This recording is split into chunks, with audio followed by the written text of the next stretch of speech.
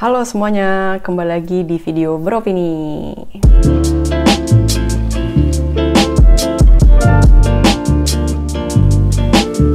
Di video kali ini gue akan membahas tentang kasus Lesti Kejora dan Rizky Bilar. Tapi konteks dulu ya, jadi tanggal 14 Oktober kemarin Lesti Kejora mencabut laporan KDRT atas suaminya yaitu Rizky Bilar. Nah, gara-gara hal ini namanya Lesti dan nama suaminya juga sampai masuk trending topik di Twitter, terus diomongin sama banyak orang. Terus gue sampai pernah lihat video ada ibu-ibu gitu yang ngomongin gitu kan, sampai ke orang-orang di grassroots itu pada tahu semua dan ngomongin gitu, pada heboh. Satu hal yang menarik perhatian gue, banyak netizen yang merasa mereka itu lagi di-prank sama si Lesti. Jadi ibaratnya kan kemarin udah heboh-heboh, dia sampai ke polisi segala, sampai kayak bikin heboh sejagat raya Indonesia segala gitu kan, gara-gara di KDRT-in, terus dibanting lah ke kasur dan segala macem. Terus ternyata sekarang laporan tersebut dicabut dengan alasan mau gimana pun juga si Bilar ini masih bapak dari anaknya Lesti. Terus netizen juga merasa bahwa si Lesti ini bahasanya tuh bodoh gitu ya, kok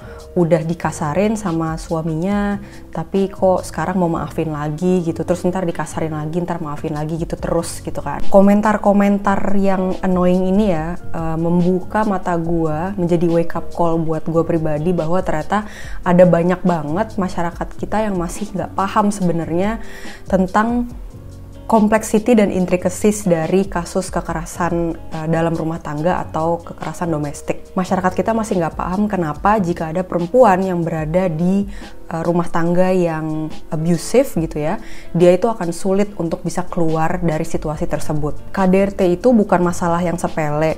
Kayak contohnya di Indonesia dari tahun 2004 sampai 2021 ada 500.000 lebih kasus KDRT ini yang terlapor loh ya, yang orangnya lapor, yang tercatat, dan bayangin ada berapa banyak kasus yang tidak terlapor, pasti lebih banyak lagi. Di Jerman sendiri, 1 dari 4 perempuan itu pernah mengalami kekerasan domestik oleh partnernya. Dan bentuk dari kekerasan itu macam-macam, nggak cuma fisik aja, tapi juga bisa mental, emosional, finansial, dan seksual. Tapi yang jelas yang namanya kekerasan itu di dalam suatu hubungan, misalnya di sini antara perempuan dan laki-laki, itu tentang kontrol dan kuasa. Seperti apa yang dikomentarin sama banyak netizen ya, kenapa sih kok mau sama orang yang kasar kayak gini, kok mau sih dikawinin sama orang yang gampang main tangan atau yang gampang marah-marah dan segala macem. Biasanya hubungan yang toxic itu awal-awalnya tuh indah. I mean ibaratnya si cewek nih ya sampai mau gitu loh, kayak freiwillig bahasa Jermannya, willingly untuk inserting herself di relationship itu, kan berarti dia merasa oh ada harapan nih dari relationship ini gitu. Misalnya si perempuan ini awalnya merasa diemong sama si laki-lakinya, merasa disayang, merasa fulfilled apa yang dia inginkan. Baru pelan-pelan lama-lama hubungan itu berubah gitu, dinamika antara si perempuan dan laki-laki berubah. Pelan-pelan kok si laki-lakinya jadi kayak gampang ke-trigger, gampang marah, terus jadi manipulatif, jadi sering gaslighting, terus si perempuannya jadi sepertinya kayak walking on eggshells gitu loh. Jadi dia harus selalu menerka-nerka kapan ya mood si cowoknya ini bagus, kapan ya. Jadi kayak mereka selalu berada di situasi yang deg-degan dan takut. Secara teori kalau partner kita udah bikin kita nggak enak gitu setiap saat ya kita nggak akan punya alasan lagi dong untuk stay. Pasti kita pengennya cabut dong. Tapi ternyata realitanya enggak. Pertama, bisa jadi kita masih di stage denial, dimana kita mencoba untuk merasionalisasikan apa yang terjadi sama kita, hal yang nggak enak yang terjadi pada kita.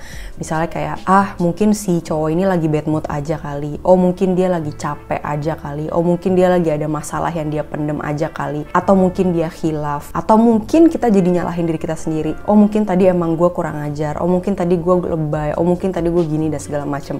Pokoknya kita denial gitu loh, karena kita ngelihat orang yang kita sayang ini yang theoretically itu harusnya yang nggak kasar ke kita, nggak gampar kita, tapi ternyata dia doh melakukan hal itu. Dan kita kan antara percaya nggak percaya, jadi gimana caranya ya defense mechanism kita itu ngebikin kita jadi ya being in denial. Kita takut untuk menerima fakta bahwa oh mungkin emang bener si partner gue ini kasar. Kedua, bisa jadi juga kita itu tuh sering di gaslight sama pasangan kita, sama partner kita yang kasar ini. Jadi ketika dia kasar misalnya, terus kita merasa jadi kayak threaten gitu ya, kayak terancam, kita merasa udah nggak merasa aman gitu. Terus nanti dianya malah bilang ke kita, ah kamu lebay deh, kan aku cuman kayak gini doang, aku cuma teriak doang, aku cuma dorong doang, aku cuma nonjok dinding doang, nggak nonjok kamu kok, nggak kena kamu, aku cuma lempar ke samping kamu kok, nggak ngelempar ke kamu gitu. Ketiga, bisa jadi juga si perempuan ini mengalami beban berlapis. Maksudnya apa? Pertama, misalnya dia itu nggak bisa independen secara finansial karena ya misalnya dia udah punya anak, jadi dia harus stay di rumah gitu kan, karena ya domestic work itu kan kebanyakan kalau di kultur Indonesia dan kultur patriarki itu kan dibebanin semua ke perempuannya, ke istrinya. Jadi istrinya di rumah, istrinya yang ngurus anak, jadi istrinya udah kayak detached gitu loh sama karir dia, sama kehidupan dia di luar, sedikit terisolasi karena dia sibuk ngurusin rumah dan ngurusin anak. Ya udah akhirnya dia tahan-tahan aja gitu kalau suaminya kasar ke dia, karena kalau misalnya dia cabut, siapa yang bisa ngasih makan dia? Siapa yang bisa paying the bills? Dia mau tinggal di mana dan segala macam. Nah, makanya di sini patriarki dan misogini itu bener-bener intertwine banget gak sih sama KDRT? Karena kalau di patriarki itu kan narasi yang umum adalah perempuan itu di rumah aja, nggak usah punya karir sendiri, nggak usah berdikari, nggak usah kuliah, nggak usah sekolah tinggi-tinggi. Tapi ketika dia nanti mengalami kekerasan di dalam rumah tangga, akhirnya dia nggak punya safety net untuk bisa keluar dari hubungan itu dan untuk bisa akhirnya berdiri sendiri, untuk bisa lepas dari partner yang abusive. Selanjutnya bisa juga karena kultur. Yang kita tahu di kultur kita nih, pisah setelah kita menikah, entah cerai, entah apapun alasannya, itu kan dilihatnya negatif ya. Terus kalau misalnya ada perempuan yang mengalami KDRT itu kan dilihatnya sebagai aib. Padahal kan harusnya kalau ada yang mengalami hal itu kita bantu gitu kan, kita support. Tapi ini malah kita cemohin, malah kita sudutin, malah ngebikin dia jadi kayak malu gitu kan, malah nyimpen sendiri. Selain itu, gue juga merasa bahwa ada normalisasi hubungan toksik di masyarakat kita. Kayak contohnya, kalau misalnya kita udah bareng sama pasangan ya, ini konteksnya di dalam suatu rumah tangga, kita tuh kayak di force untuk selalu bersama terus gitu loh. Pokoknya mau hubungannya udah gak nyambung, udah toksik banget, udah gak memberi manfaat satu sama lain, tetap ada notion bahwa kita itu harus hidup semati. Jadi bisa juga ada perempuan-perempuan yang udah dapetin treatment yang gak enak, yang jatuhnya udah ke kekerasan itu masuknya, karena ada notion ini dia jadi nahan-nahan gitu. Aduh ntar gimana gitu kan, gue udah nikah sama dia, cerai itu kan gak enak, pokoknya segala macam. Karena kita ibaratnya kayak disuruh untuk tahan aja gitu apapun kondisi dan keadaannya. Selanjutnya bisa jadi juga karena anak. Dan ini juga kayaknya salah satu reason yang paling common ya, kenapa orang itu stay di relationship yang udah jatuhnya KDRT. Ibaratnya si Lesti juga decide untuk maafin Bilar karena anak juga kan ujung-ujungnya. Dia merasa udah ada anak berdua,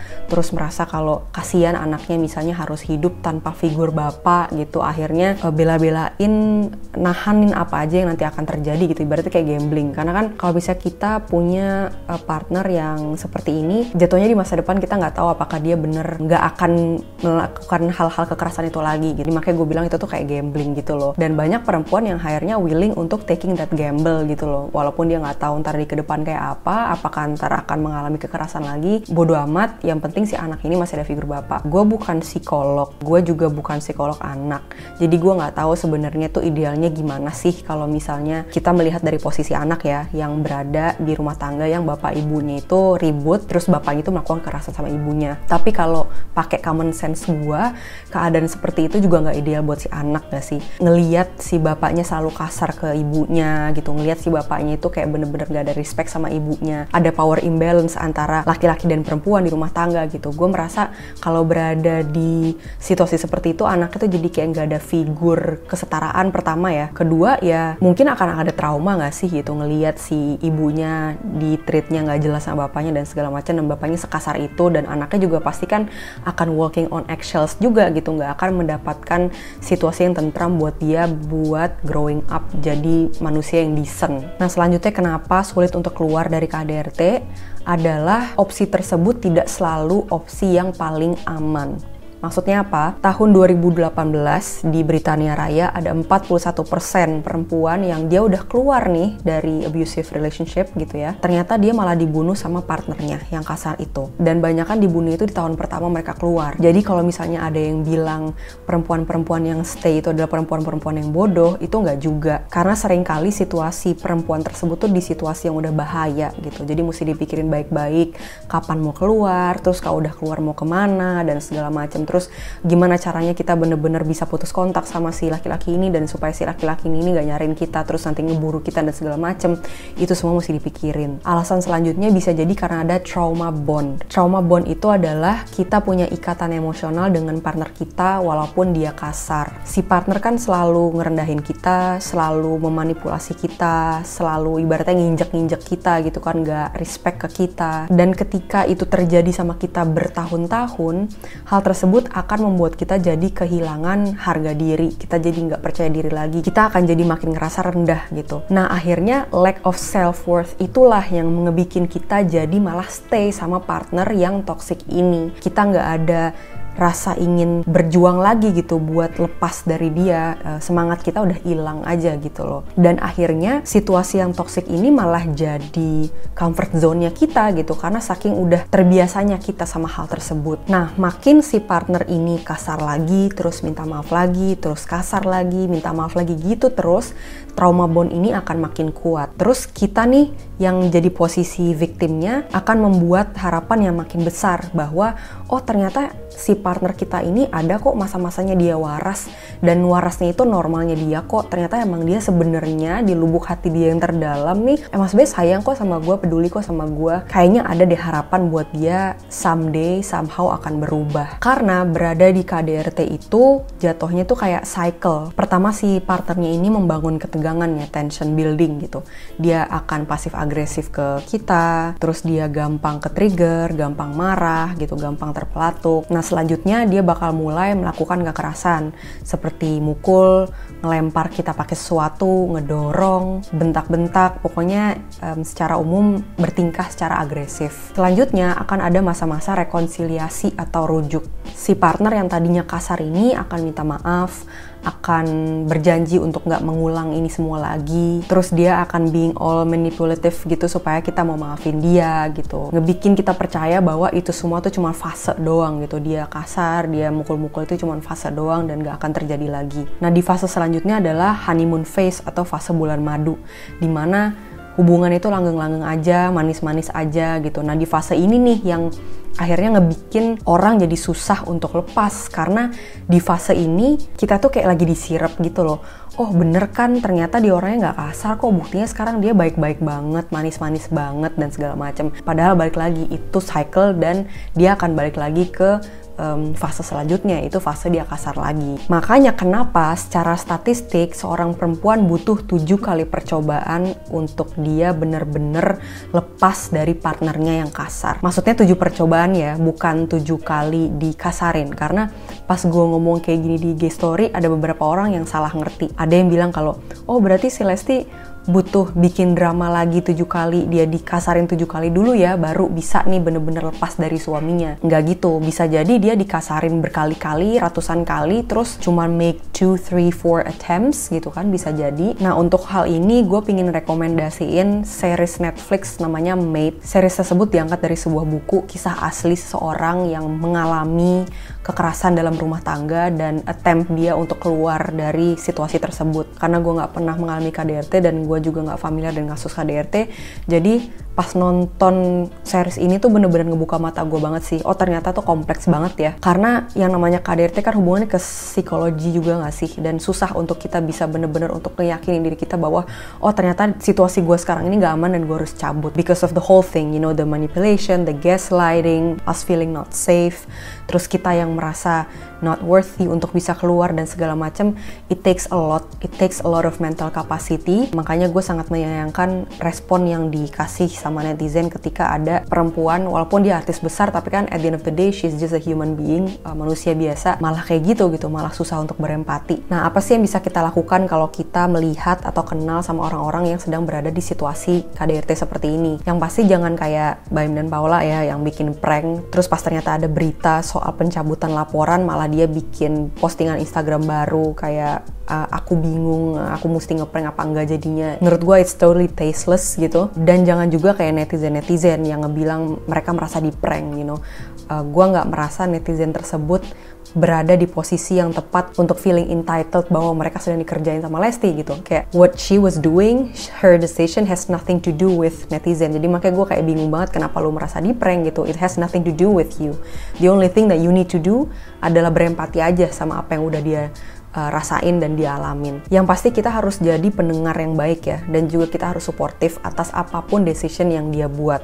Balik lagi, it's so complex, it's really hard to get out of this situation. Kita nggak mesti meremehkan, kita nggak mesti menyepelekan juga, dan kita juga jangan sampai mendikte orang ini mesti ngapain, karena belum tentu dia ready secara physically, financially, dan mentally. Terus jangan juga ngejudge dan menyudutkan apapun decision yang dia bikin, dan jangan maksa dia juga untuk menceritakan situasinya ke kita gitu. Pokoknya kita harus bisa untuk kasih kontrolnya balik ke orang ini, karena dia ini lagi vulnerable, dia ibaratnya harga dirinya habis direnggut sama partnernya yang kasar ini, ya kita harus bisa balik kasih kontrol ke orang ini gitu, supaya dia merasa menjadi manusia lagi. Terus misalnya dia pengen cabut, kita bisa bantu dia untuk bikin safety plan. Kayak contohnya kita bantu dia untuk ganti nomor baru, kita misalnya tawarin tempat kita atau cari tempat baru untuk dia supaya dia aman. Terus kita juga mesti proaktif, misalnya ada orang-orang ini yang dia udah bener-bener di situasi yang bahaya gitu ya, kita jangan diem-diem aja, karena sering juga nih gue ngeliat tuh masyarakat kita nggak bisa bedain gitu loh, mana sih sebenarnya hal yang mesti kita urusin dan mana yang enggak. Masyarakat kita itu tuh in general suka gosip, suka inserting themselves in somebody else's issue. Tapi kalau misalnya denger ada tetangga yang digebukin gitu sampai nangis-nangis, tiba-tiba kayak mundur gitu loh, kayak enggak deh, itu kan urusannya masing-masing, itu kan kayak hubungan suami istrinya mereka, gue nggak mau ganggu gitu. Padahal ya harusnya kalau misalnya udah sampai ada kekerasan seperti ini, kita mesti yang proaktif gitu. Kita yang mesti nyelamatin orang ini, telepon polisi misalnya, atau telepon NGO atau apapun itu, supaya ya orang ini nggak babak belur gitu loh. Terus zaman sekarang kan udah banyak kayak NGO atau yayasan-yayasan, lembaga-lembaga yang bisa ngebantu penyintas-penyintas kekerasan dalam rumah tangga misalnya. Kayak contohnya LBH Apik, Yayasan Pulih, terus Komnas Perempuan juga punya form pengaduan, KPPA, P2TP2A, dan yang paling penting menurut gue, kita tuh harus banyak belajar soal kasus ini, soal patriarki, soal gimana manifestasi dari patriarki itu, soal kekerasan berbasis gender, kekerasan dalam rumah tangga, kekerasan domestik, supaya kita juga bisa tahu respons apa sih yang appropriate yang bisa kita kasih ke orang ini yang menjadi penyintas. Itu aja video gue kali ini. Di description box gue udah taruh link-link yang penting kalau misalnya kalian tahu atau kenal orang yang sedang mengalami situasi yang mirip-mirip. Nah, boleh tuh dilirik linknya di bawah. Dan semoga video ini bermanfaat. Terus jangan lupa share ke teman-teman kalian, ke ibu, bapak, ke sepupu-sepupu, ke kakek nenek, ke tante-tante, ke uwa-uwa. Pokoknya orang-orang yang julid-julid gitu ya, orang yang merasa di prank itu loh, orang-orang itu. Nah, coba kalian kasih video ini supaya dia ngerti gitu, oh ternyata gue mestinya tidak merespon seperti ini gitu ya. Dan sampai ketemu di video selanjutnya. Dadah!